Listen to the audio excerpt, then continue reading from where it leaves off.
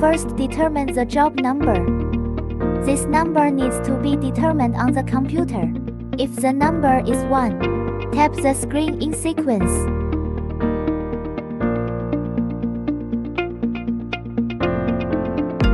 The job number here is 3, which does not correspond to the one on the computer. It needs to be changed to 1.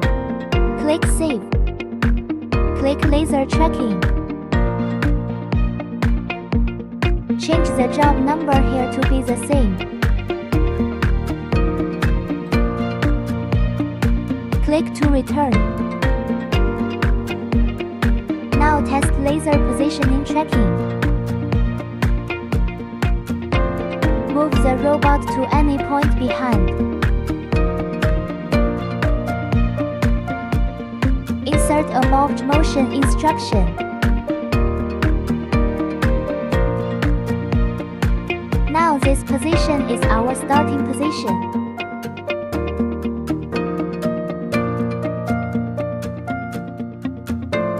Click Insert and find the Position Search Start command.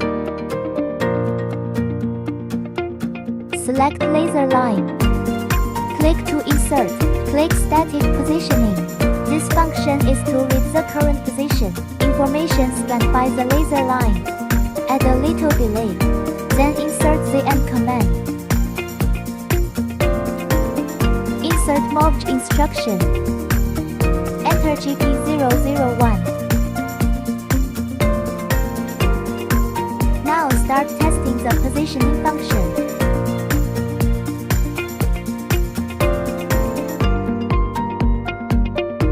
Now move the workpiece out of the way.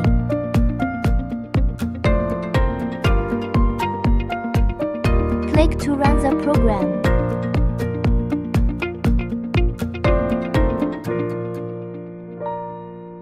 Position search successful.